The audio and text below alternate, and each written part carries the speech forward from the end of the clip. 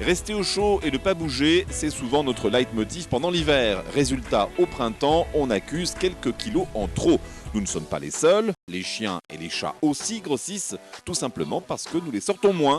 Il existe pourtant des solutions alimentaires et sportives. En attendant, chez le vétérinaire, lors de la visite de contrôle, c'est parfois la douche froide. Madame Gatinois, bonjour. Bonjour docteur. Allez, on y va.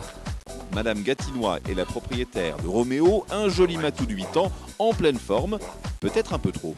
Oh, bien. Oh, mais dites-moi, j'ai l'impression qu'il a pris du poids là, le Roméo. Ah oui, 7,2 kg. Bah, l'hiver, il sort un peu moins quand même. Hein. Ah non, j'ai l'impression qu'il a grossi là, ici. Oh, regardez ça. Oh, regardez.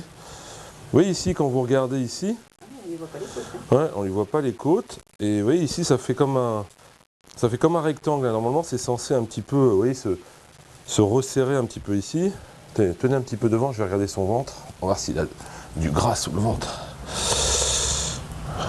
Ouais, vous voyez là, ici, le dépôt là, de gras, là. Ah, il n'avait pas ça hein, il y a encore 6 mois. Hein. Un chat qui fait 6 kg, quand il prend 600 grammes, c'est pas évident d'avoir 600 grammes, ça fait quand même 10% du poids de son corps. C'est comme si un adulte de 80 kg prenait 10 kg d'un coup. Ça, c'est souvent des alimentations qui sont déséquilibrées. Associé à ça, en hiver, c'est vrai que les animaux sortent moins, donc il y a moins d'exercice. Associé à une alimentation trop riche, les chats ou les chiens prennent du poids comme ça progressivement. Je crois qu'il dort beaucoup en fait.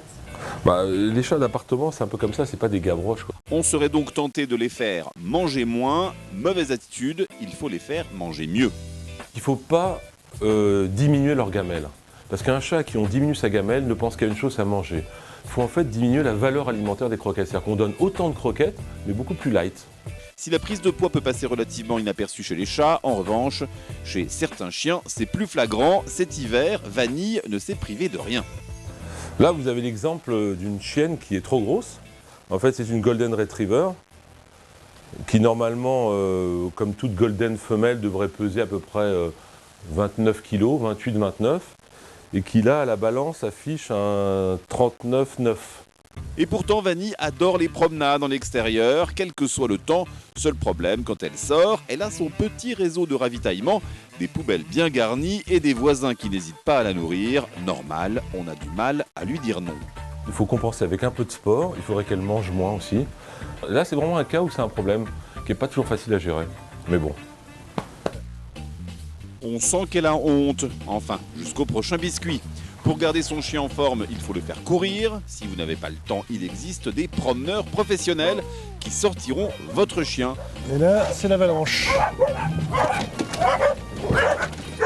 Ce matin-là, ils sont 40 de toute taille. On peut carrément parler de meute.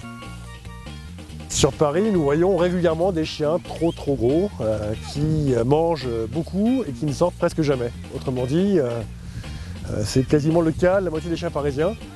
On se retrouve avec des chiens qui, de toute façon, n'ont aucune activité physique. C'est la seule façon pour les chiens de faire du sport à Paris, de pouvoir se dépenser. Le reste du temps, ils sont soit dans l'appartement, soit en laisse avec leur maître.